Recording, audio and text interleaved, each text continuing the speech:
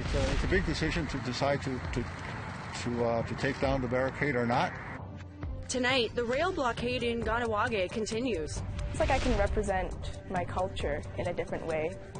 And combining culture with competition at the upcoming Arctic Winter Games.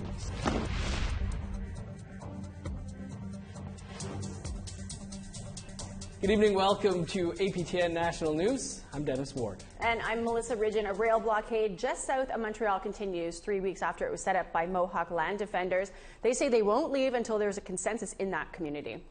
Meanwhile, a new national study shows outsiders support them in their cause. Here's Lindsay Richardson with more. 3 weeks and 2 community meetings later, this group of Mohawk demonstrators gathered at a railway blockade in Kahnawake, just south of Montreal, say they're still holding their ground over one lingering set of concerns. Speaking to reporters Sunday in the last public press briefing given from the blockade, Longhouse Representative Kenneth Deere told reporters that the Mohawk population was still unclear on some of the terms of the proposed agreement reached between the Wet'suwet'en hereditary chiefs and the 2 tiers of government, and were also unclear about the status of the pipeline project itself. It's a big decision to decide to take down the barricade or not, and they want to make sure they have everything before they make that decision. Earlier this afternoon, a convoy of CP rail trucks entered the blockade with permission from the demonstrators. Accompanied by the Kahnawake peacekeepers, CP engineers conducted a survey, though, as Deere explained, the blockade will not be dismantled without community consensus. The peacekeepers do have an injunction order in hand, but are currently refusing to enforce it. What followed was a series of community meetings to discuss. The first, held here at the 207 Longhouse, brought together traditional government, band council chiefs, and hundreds of community members. The exact details of the meeting, which was closed to media and non-residents, is still unknown, except that it yielded no significant developments. A second meeting among demonstrators at the site was also uneventful. As deliberations continue, a poll conducted over the last month by the Canadian Press showed that while Quebecers have expressed frustration and dismay at the ongoing protests, their support for the Indigenous cause itself has not wavered. According to the online survey, 60% of Quebec respondents say they feel First Nations land claims, or land issues overall, are legitimate concerns, more than respondents in, say, Alberta. Results also show 80% of Quebecers feel Ottawa should settle its differences with First Nations, more than 10% higher than the national average. Even following news that Via Rail would be gradually restoring train service this week on the corridor between Montreal and Toronto, alleviating the headache for hundreds of thousands of commuters, the Kahnawake Rono gathered around the sacred fire here at the blockade say that they have no rollout plan in sight and will be standing their ground until further notice. Until then, I'm Lindsay Richardson with APTN National News in Kahnawake, Mohawk Territory. Today, in several cities across Canada, high school and university students walked out of classes to stand in solidarity with Wet'suwet'en hereditary chiefs who are opposing the construction of a pipeline through their territory. In Winnipeg, approximately 400 students gathered at the University of Winnipeg. From there, the group marched to the Manitoba Legislative Building. Over the weekend, hereditary chiefs and government officials reached a proposed agreement, but not relating to the pipeline project. The tentative agreement deals with rights and title. Grassroots groups, Indigenous Youth for Wet'suwet'en say they will continue to hold rallies until the hereditary chiefs' demands are met. Until the hereditary chiefs say that they are satisfied and that they have come to an agreement, we will keep applying pressure to all levels of government within Canada. Because everyone should be responsible, and our silence is complicity, so we're just going to keep shutting down Canada. What began a decade ago as a peaceful reoccupation of lands in opposition to pipelines has evolved into police raids in Wet'suwet'en territory and solidarity protests and rail blockades across the country. To make sense of the situation, APTN reporter Brett Forrester has taken a deep dive into the Wet'suwet'en and Gitxsan Nation's long fight for rights and title on their unceded territories.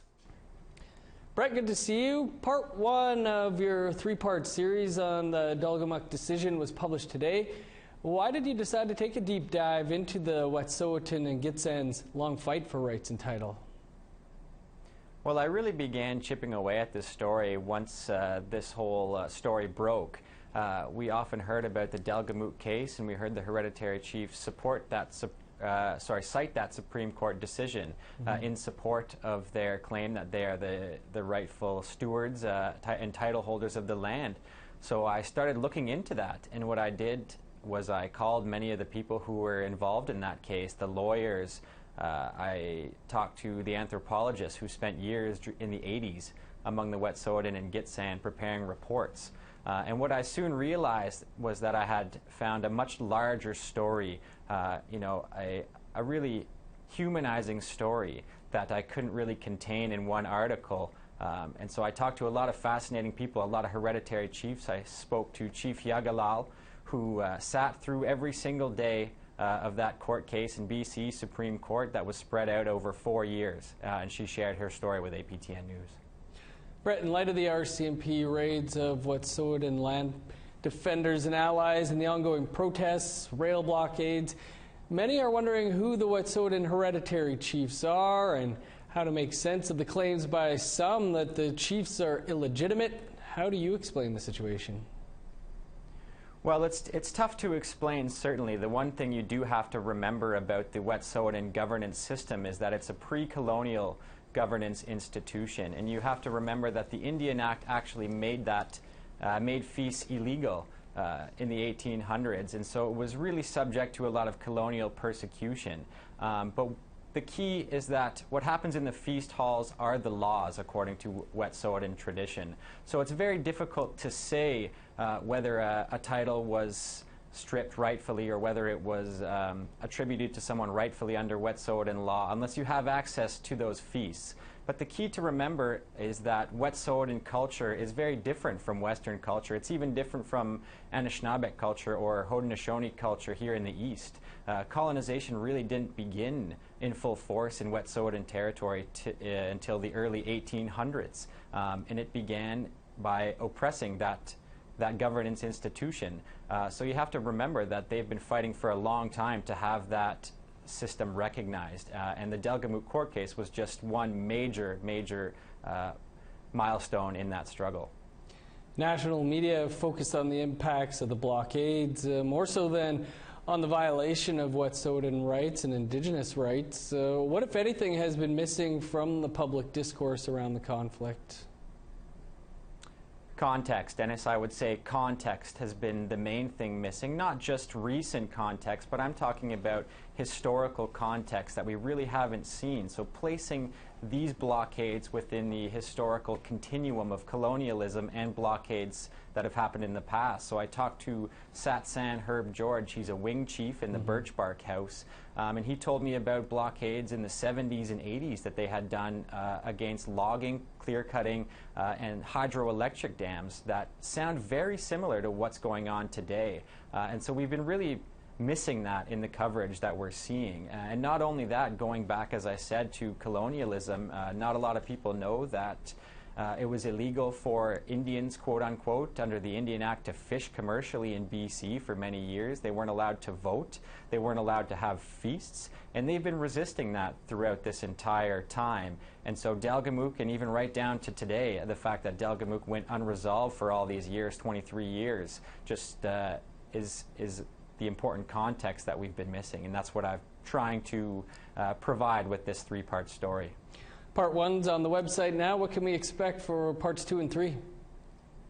Well, part 1 gives that background. Part 2 is somewhat of a courtroom drama, I suppose. It takes us right to the court case where the hereditary chiefs, back then the elders, some of them were born in the 1890s and they were 80 years old when this thing began in Smithers in 1987.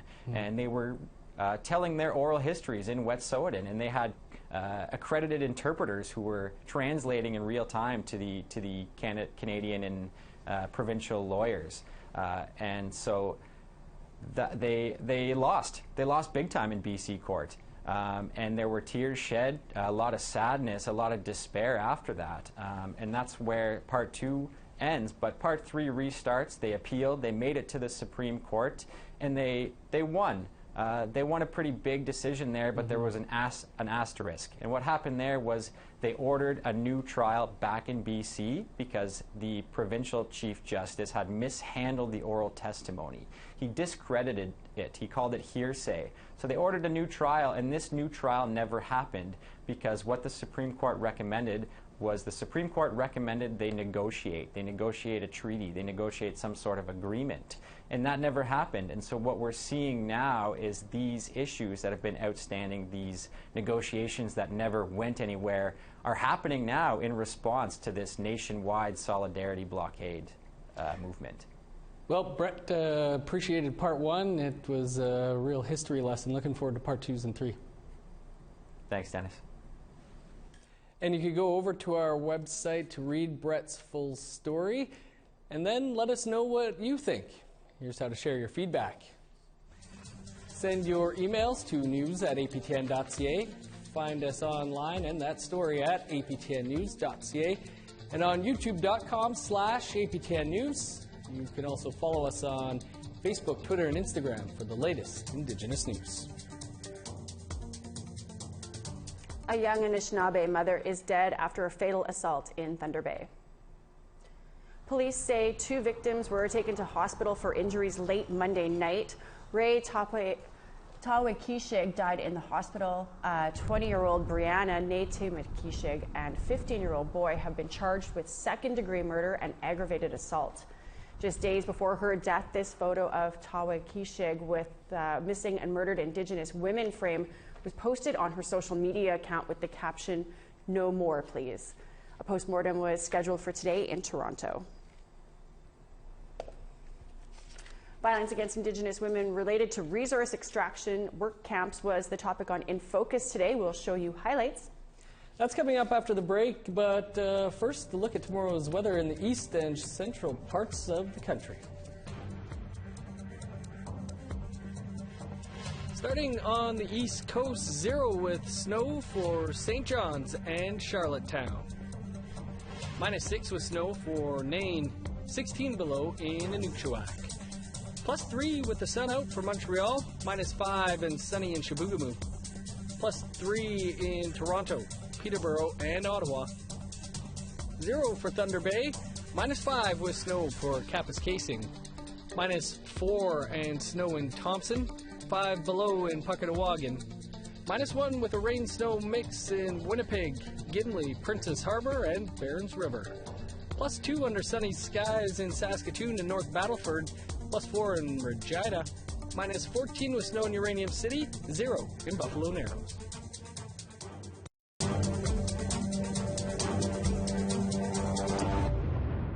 Welcome back. There's a new way to learn about residential schools and hear stories from survivors as a 3-part podcast series was launched by Historica Canada this week.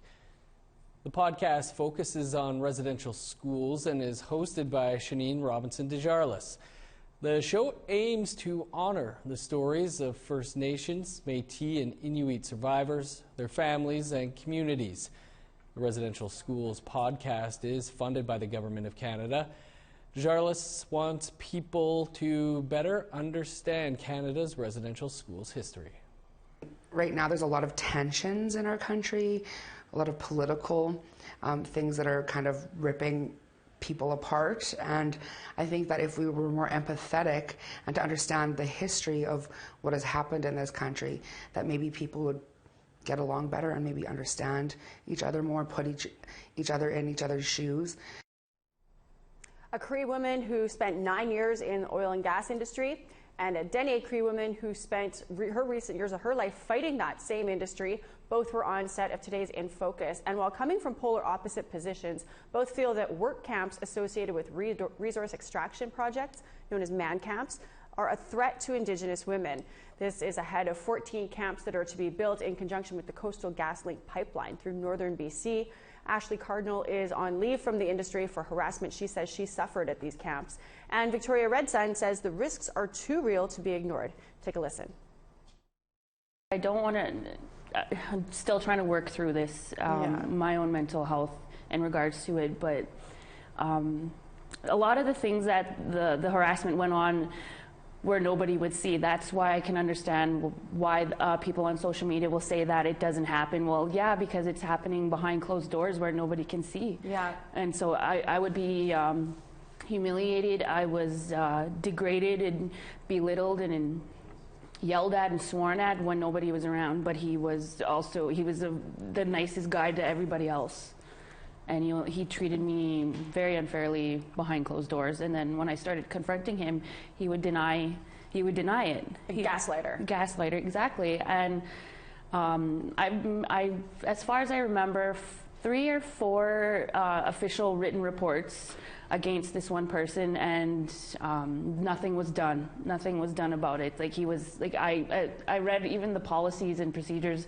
It's supposed to be a zero tolerance towards violence and harassment and stuff. And I just feel like I was failed in that department. It's very connected with the industry destroying the land, and it's connected with the industry destroying women as well, because women, that's where we come from, and Two-Spirit people, that's where we come from, and men, we come from the land. So when the land is under attack, all the women, all of our people are under attack, and it's very connected, and it's a very spiritual thing. And you can, when I'm on the territory, you can feel the amount of violence and anger that they hold. And even when the elders are at the man camp, and when I was personally visiting the man camp, you can feel the angry spirits that are coming from the buildings. And it's all the elders say it too. It's like you can feel the negative energy, and the ancestors of that land don't want them there. And it's really, really difficult to experience, and especially as a woman and being Two-Spirit as well, trying to heal from these really traumatizing things like sexual assault and harassment and childhood abuse, and seeing your whole community being destroyed, and seeing your waters being destroyed because of these men at this camp supporting an industry that has no care for human life and only cares about money. If you missed today's episode of In Focus, you can watch it on our APTN News Facebook page or on our website, aptnnews.ca, or you can watch an encore presentation tomorrow at 11 a.m. Eastern Time right here on the TV. Still to come, we check in on the training that athletes endure ahead of the Arctic Winter Games. But first, a look at something we're working on. The Northwest Territories boasts incredible Indigenous artisans creating fashionable wares. Equally important, the materials they use. Tomorrow on APTN News, we'll take a look at artisans looking to bring their sealskin creations to the next level. I think if you go over all the way, they're learning from a well-known northern fashion designer, Darcy Moses, on blending modern and traditional techniques.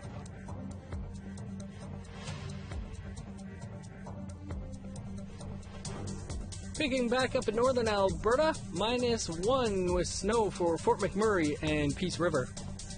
+7 in Medicine Hat, 11 above under sunny skies for Lethbridge.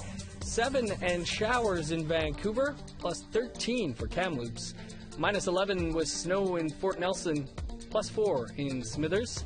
-25 in Old Crow and Dawson, 10 below with snow for Whitehorse. -23 for Yellowknife, 26 below and snow in Norman Wells. -37 for Sax Harbor, 31 below for Colville Lake. -27 in Repulse Bay with snow, 34 below for Cambridge Bay.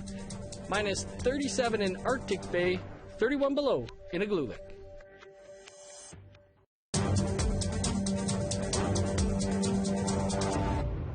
Welcome back. 9 teams from across the circumpolar world will be competing in 21 sports at the 2020 Arctic Winter Games in Whitehorse. Athletes will travel from Alaska, the Northwest Territories, Finland, and even Russia for the Games. APTN's Chris McIntyre went to Team Yukon Arctic sports practice and learned that for the athletes, it's about culture and community before competition. Arctic sports is traditional competition and a popular event during games. Arctic sports or Inuit games include Alaskan high kick, 1-foot and 2-foot high kick, triple jump, arm pull, and head pull. Today, Arctic sports are recognized and played by athletes all over the globe. Emily King is from the Tahltan First Nation and is the only Indigenous female competing in Arctic sports for Team Yukon. It feels like I can represent my culture in a different way. whereas I don't really know another way how to, I guess. Standing at just 5 foot 6 inches, King's record for 1 foot high kick is 7 feet 7 inches. King started in gymnastics, but when she saw the older athletes competing in Arctic sports, she wanted to try it too.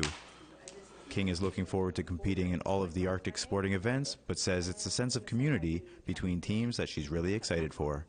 Everyone's always cheering you on. That's one thing that I think is really special about Arctic sports. Like when I'm struggling with one of the heights and I'm on my 3rd try, other teams will come up and talk to me and be like, oh, you should try like pushing through your legs more, like throw your arms up before you jump, like just giving me tips to help me get better, which is something I've never seen in any other sport. With an opportunity like this, you just gotta enjoy all of it. Kahnawake Shorty Henyu is from the Tahltan and Tlingit First Nations. He has been competing in the Arctic Winter Games since 2012. After the first year competing as a wrestler, he said there was something about Arctic sports that hooked him. The feeling, like after doing a really high kick and after like kicking the ball like at the most highest you've ever kicked it, and like how it feels after doing a successful like 1-arm reach, head pull, kneel jump, and whatnot. Henyu's personal record at 1 foot high kick is 8 feet 3 inches, but technique wasn't the only thing that Henyu has learned. I started to learn the stories of all of it and to see how what they did as like the 1 foot high kick and the 2 foot high kick, using as signals to hunters out of town, and also like the kneel jump for like making sure if you're around, if you're like cutting up like some meat or something like that and you hear something behind you, you can just jump from your legs. Very nice. All of the athletes we spoke with say the Arctic Winter Games are a great place to connect with their peers. Sure, there's competition, but it's really the camaraderie that helps them grow as athletes. The 2020 Arctic Winter Games starts Sunday, March 15th and ends Saturday, March 21st. Chris McIntyre, APTN National News, Whitehorse. Incredible athleticism. As Chris McIntyre mentioned, the Arctic Winter Games kick off in Whitehorse on March 15th. And no matter how many of them make it to the podium, the kids from Nunavut are going to look good doing it. Some members of Team Nunavut were at the Legislative Assembly today to show off the uniforms that they'll be wearing in Whitehorse. Those nice-looking hats are handmade.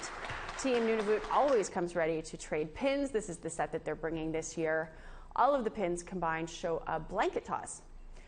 Litia Igitsiak is representing Nunavut in dog mushing, and she is ready.